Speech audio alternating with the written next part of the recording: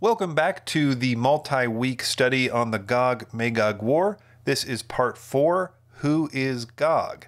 This study will be a video as well as an audio podcast, and you can go to BibleProphecyTalk.com for links to the videos, etc. So the question for this section is who or what is Gog? Ezekiel mentions him by name as the leader of the Northern Coalition.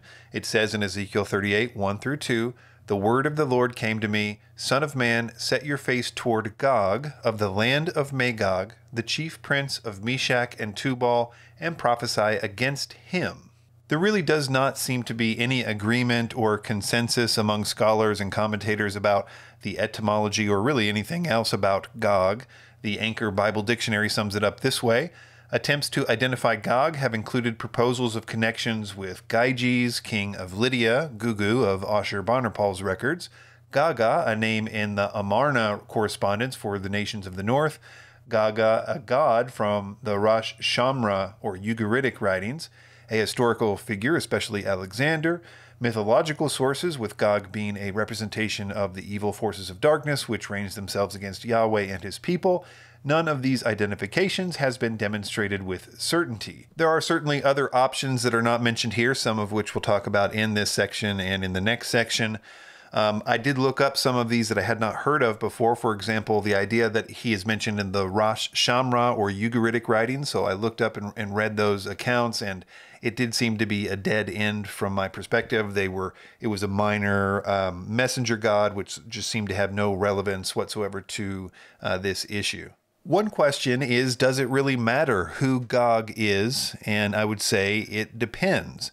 For example, if Gog turns out to be a human warlord who convinces several nations to go to war against Israel before the end of the 70th week of Daniel, or even after the millennium, I would say it would be of limited value, because in that scenario, it would be unlikely that you would hear the name Gog mentioned before he was on the scene. And so, although it would be of great importance to know his name ahead of time if you were in that generation, it would be of limited value if you were not.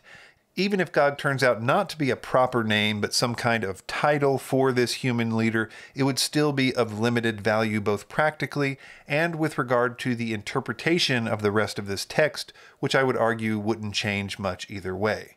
If Gog turns out to be the Antichrist, a popular theory among those that see the fulfillment of Ezekiel 38 and 39 at Armageddon at the end of the 70th week of Daniel, then yes, it would be a really big deal, at least in the sense that it would require you to interpret both Ezekiel 38 and 39 and Revelation 20 very carefully to stay within the bounds of that theory. For example, you would need to understand the many references to peaceful people dwelling securely in Ezekiel 38 and 39 as a false peace that is destined to be broken, not a picture of true security, which God demonstrates by his destruction of Gog can never be violated, thus fulfilling his promise of true security built up from chapter 33, which results in his glory. Instead, references to peace and security in Ezekiel 38 and 39, like the land that is restored from war, whose people were gathered from many peoples upon the mountains of Israel, which had been a continual waste, peoples and now dwell securely, all of them. I will go up against a land of unwalled villages, upon the quiet people who dwell securely, all of them dwelling without walls and having neither bars nor gates, etc., as descriptions of Israel just before the battle of Armageddon, which, for context, is after the seals, trumpets, and bowl judgments have been poured out.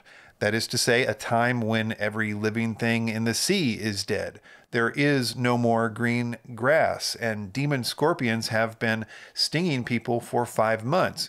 I mention that because I think people forget what the Armageddon is the same thing as Ezekiel 38 and 39 view necessarily requires them to do with the context of Ezekiel, which is to essentially disregard it and claim it's just a part of the Antichrist's false peace, as if that solves any of the problems with anything like normalcy, let alone even the perception of peace just before the Battle of Armageddon. Not to mention whatever false peace the Antichrist might have had with Israel was broken 3.5 years before Armageddon, even according to their views.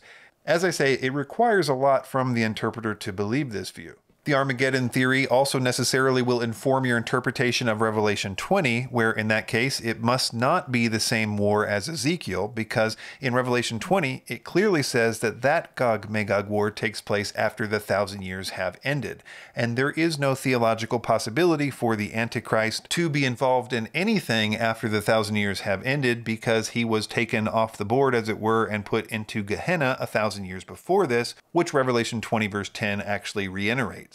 There is a lot to discuss with the Armageddon view, and I am by no means dismissing it, as people that have been following this from the beginning know that my current theory is that Armageddon is a part of the fulfillment of the GOG Magog war. It is a typological prefiguration, that is to say, near fulfillment of the ultimate far fulfillment. But in any case, there are some really good reasons to believe it is a part of the day of the Lord, that is to say, completely fulfilled in Armageddon.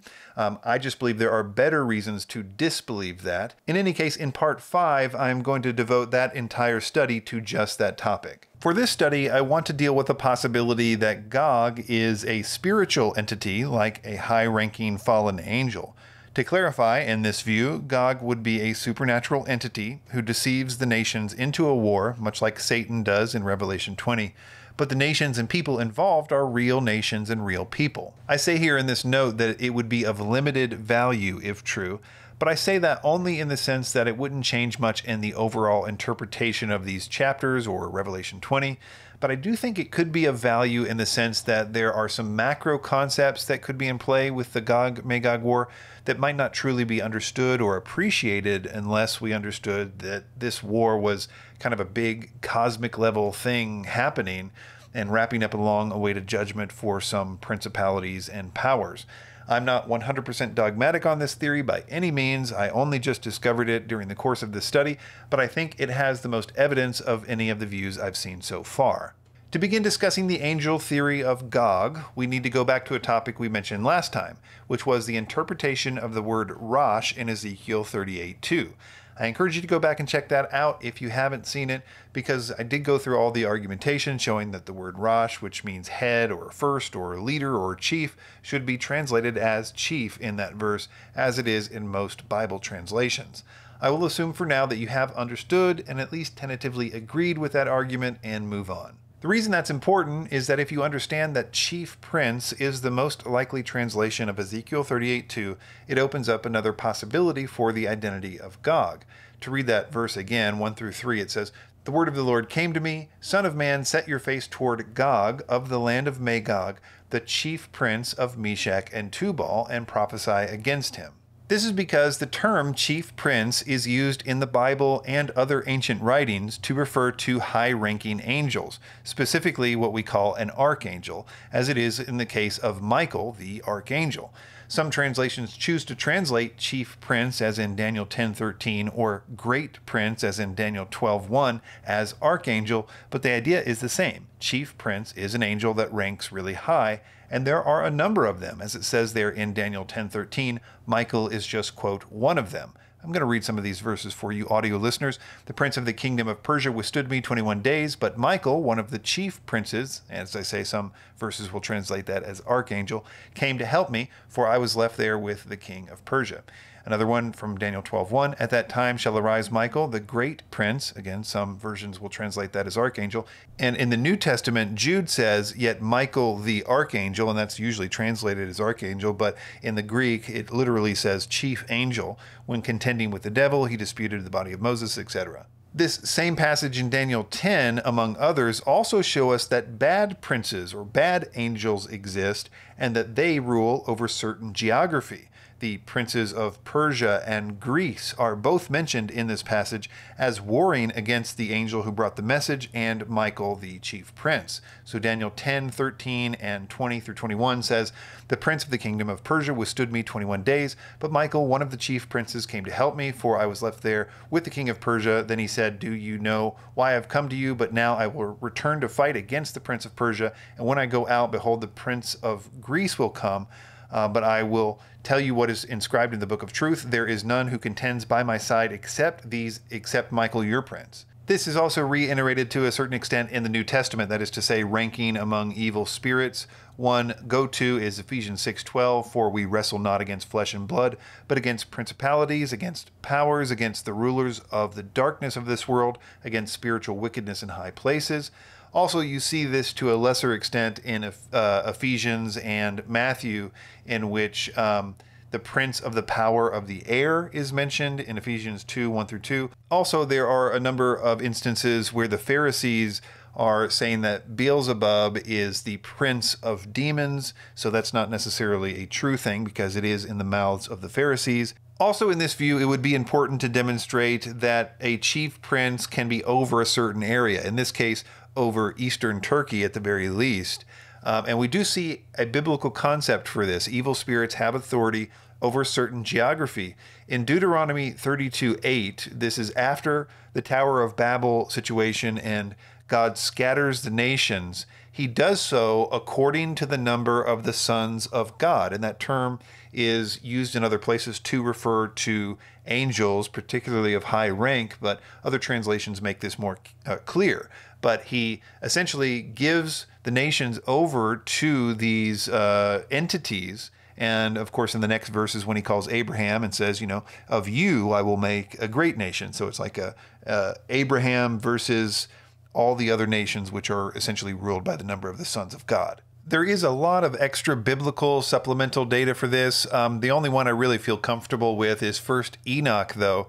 And the reason I feel at least semi-comfortable with 1 Enoch is because it is quoted in the New Testament. The book of Jude says it was about these that Enoch, the seventh from Adam, prophesied, saying, behold, the Lord comes with 10,000s of his holy ones to execute judgment, etc., etc. So Jude quotes from the book of Enoch, so you could at least say, I guess, that that verse in 1 Enoch is canonical, while the others should certainly be taken with a grain of salt, and I agree with that. But I would also say that Enoch is an interesting book that, when I read it, doesn't really conflict theologically with anything I know. I kind of think of it like the Similarian to the Lord of the Rings, because there is just so much detail about the names of the angels and what their ranks are and all this stuff. And again, you take it with a super grain of salt, but I do think, generally speaking, when you find something in Enoch, you can confirm it or see it in the Bible as well. So I tend to think of it that way when dealing with Enoch at all.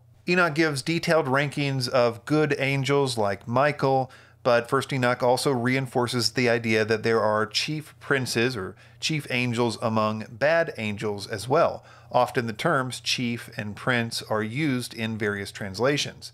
Simjaz was the leader of the angels that sinned in Genesis 6, according to Enoch, and he goes on to name 17 other bad angels that are chiefs of tens. Enoch thinks that there are 200 angels that sinned, but he names 17 of the leaders among them. All right, with all that angelology in mind, let's move on to another important aspect of this theory, which we find in the middle of the GOG Magog portion of Ezekiel 38 and 39.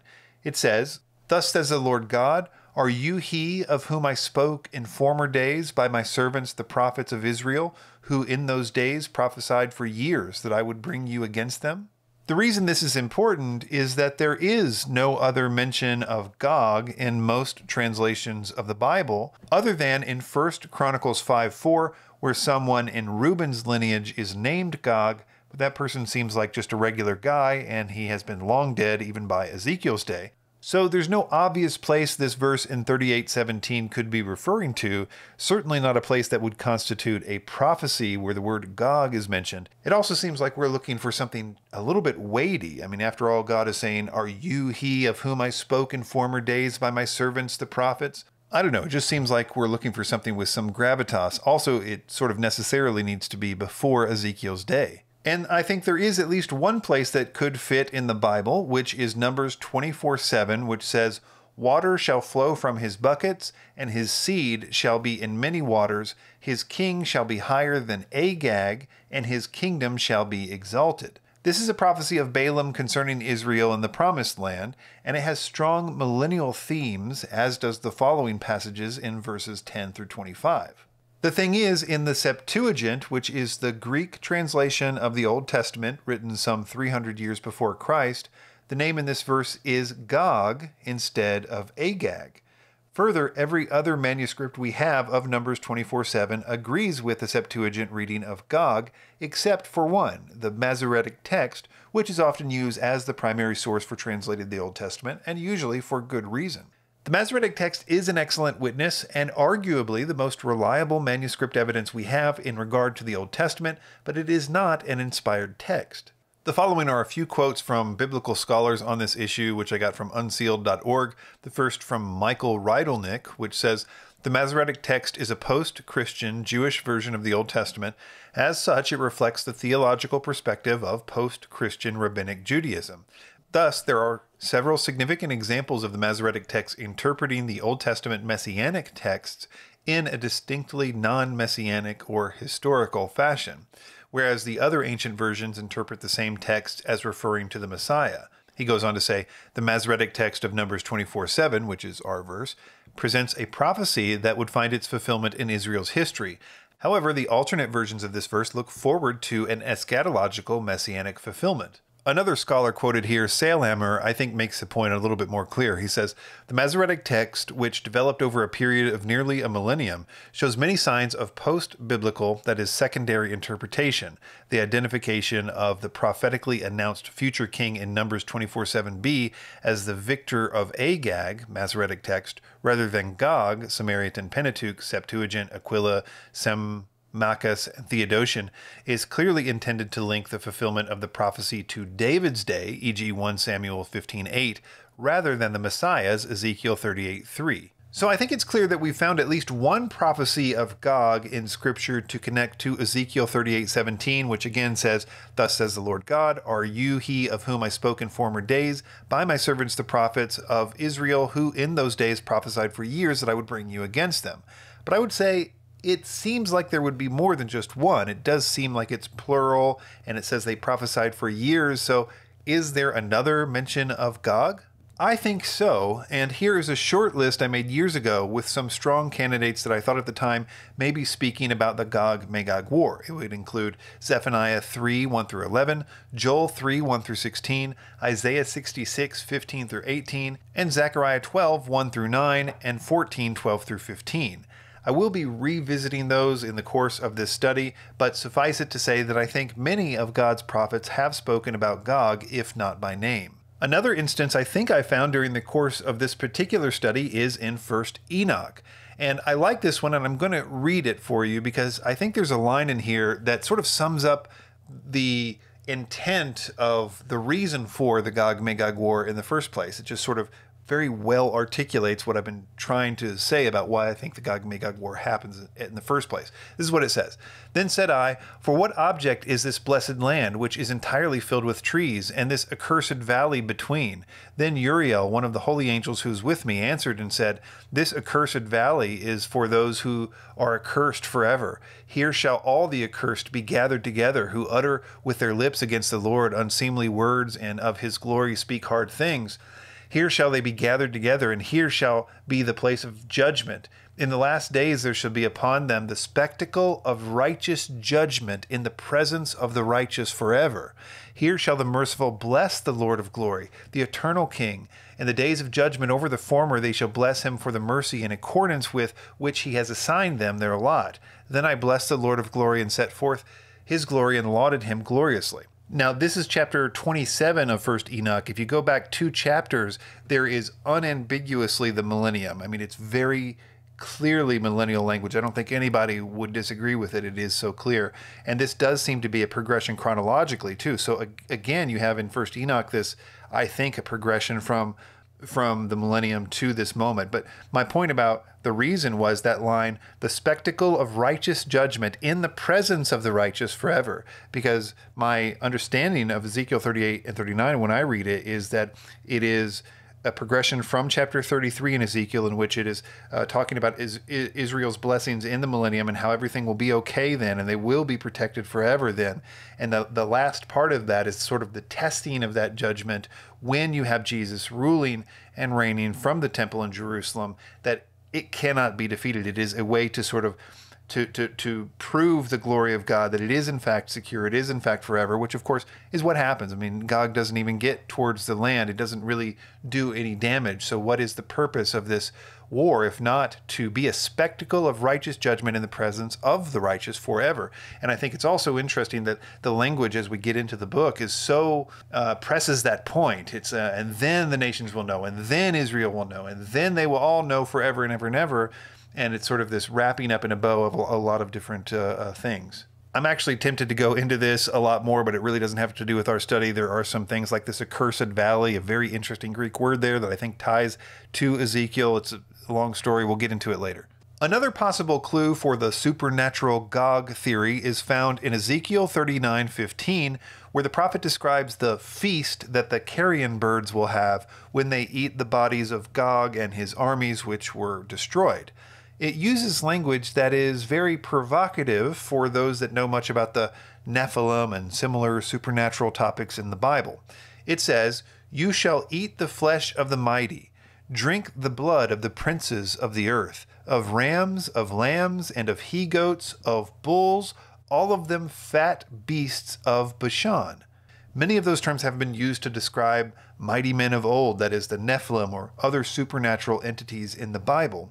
The mention of Bashan, let alone the bulls of Bashan, is provocative as well, since Bashan is where Mount Hermon is, the place where the fallen angels descended in their rebellion against God, which resulted in the Nephilim and the flood.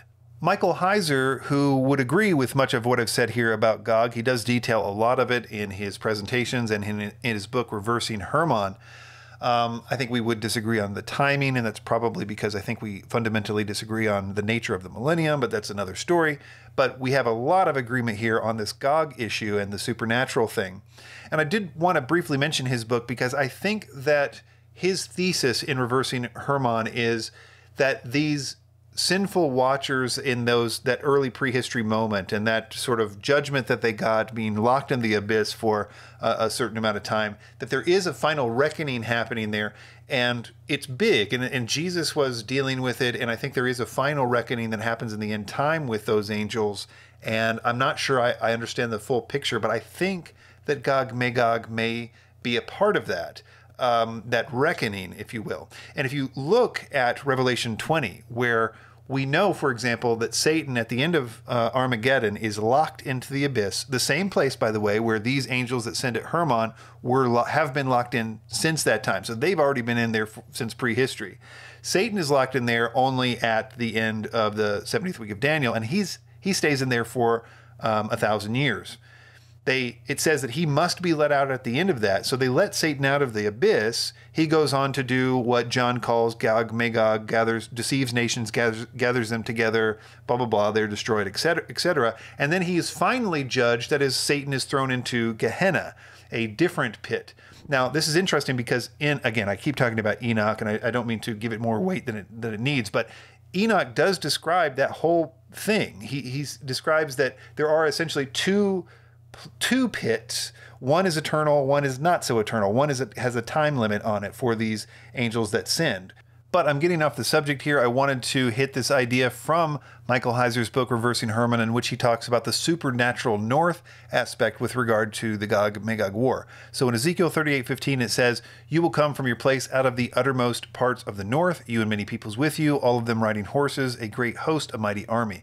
So I think that Heiser would first agree that this is probably talking about a physical northern army coming from the Japathian cohort there in northern Turkey. I think that we agree that those are a northern Turkey cohort. But he is sort of springboarding from this and also talking about this as what he calls the supernatural north, which is that the Israelites sort of feared the north and considered things that come from the north supernatural. And this is sort of what he uses to build the case that Gog is supernatural. And he has a lot of interesting points there. For example, the Israel word for north is Zaphon, which, well, let me just read what he says here. "But there was something beyond Bashan, far north, that every Israelite associated with other gods hostile to Yahweh. Places like Sidon, Tyre, and Ugarit lay beyond Israel's northern border. The worship of Baal was central in these places. Specifically, Baal's home was a mountain now known as Jebel al-Akra, situated in the north of Ugarit. In ancient times, it was simply known as Saphon, that is, North Saphanu in Ugaritic. It was a divine mountain, the place where Baal held council as he ruled the gods of the Canaanite pantheon. Baal's palace was thought to be on the heights of Saphanu, or Saphon, in Ugaritic texts. Baal is the lord of Zaphon. Baal, that is the lord of the north. He is also called a prince, Zebi, in Ugaritic. So he makes some pretty good points there. I'm not exactly sure how much of the supernatural north concept or how far I want to take it, but I do think that there is something there. And I went down a bit of a rabbit hole trying to look at the Baal idea, and I just kind of got confused. I mean, so the mountain he's speaking of is kind of in eastern Turkey. So, there's an interesting connection there with Baal. And is Baal the same thing as Satan or not? I mean, some commentators think so, some think it isn't. So at first I was thinking I was going to say that Gog is Baal, and it may be so. I think that's a strong contender. As you might be able to tell, I'm not going to conclude this with a specific contender here, because it may be that I don't know their name. They could be one of those, captains of tens that Enoch mentioned, that some name that just out of nowhere. But I think Baal is an interesting contender. I think that the whole Bashan thing is interesting. If you look up the word Bashan, Og of Bashan is all over the Old Testament, and it's associated with the Rephaim, with these supernatural entities. So there's a lot to work with here, but I just don't know. I also want to point out that it could be Satan himself. I mean, Satan is the only one I know for sure is gathering people together for war in the GOG Magog war, according to Revelation 20. It details he gets let out of the pit, he goes and he gathers these nations together so it could be, and that would make sense of some of the texts. Are you the one that I spoke of my ancient prophets and these kinds of things? But it doesn't quite fit. There are some other areas that I don't quite like it. But I do think that it is possible that these ancient beings, this reckoning that happens with these fallen angels that is necessarily in the future, I don't think happens at Revelation. I know some people will be thinking, well, what about the locusts that are let out of the abyss in the fifth trumpet? It says there's an angel over the abyss, another Enoch connection, because he actually says the angel's name that is over the abyss. But nevertheless, I mean, again, I'm not trying to say that's canon or anything, but the function of those angels as in the day of the Lord judgment, they do not seem like anything such of a much. I mean, they have very strict guidance. They go out to sting people, only the people that God wants them to sting. They're basically lackeys. And they only for 5 months. It could be them. I tend to think not. I do think that they're evil entities. They may be demons that have been sent to the abyss, as the one in that Jesus cast out of the man and went into the pigs. They begged not to be sent into the abyss. So that could be a possibility. I think these guys, those that are in the abyss, these fallen angels, the Hermon guys, they have a different thing. So it may be that they are let out with Satan, and that would make sense of that line, which I didn't really notice until the study in Ezekiel that we read earlier about the he-goats of Bashan. All of them will be eaten by those carrion birds, and that seems to really make me think that they all got released as a part of this major GOG Magog thing, and this is something bigger to show the end of them. So I'm not coming with any particular conclusion, unfortunately, with who it is. I wish I did have a thing. Unfortunately, there isn't a lot to go on with this. There's not a lot of reference material. So I kind of hope to hand this off to some of you that may be interested in it to try to figure it out further. I'm not sure how important it is to find out exactly if it's Satan or the name of the entity, or if it even is. Because like I said earlier, I could fall back on the idea that Gog is just a warlord king that is in the millennium. I think, as I have said before, I think this war does happen at the end of the millennium. So he could be just one of these guys that rules over some tribes there in the north, and his name is Gog. I mean, it could be that simple, and nothing really changes here. Take it with a grain of salt. We'll see you next time when I do want to hit something I think is substantial, which is the Armageddon Theory. And I really want to dig deep into that and try to come up with some arguments either for or against it. Go to BibleProphecyTalk.com to subscribe to the audio podcast or to find the embed of this video. And we'll see you next time. Thanks.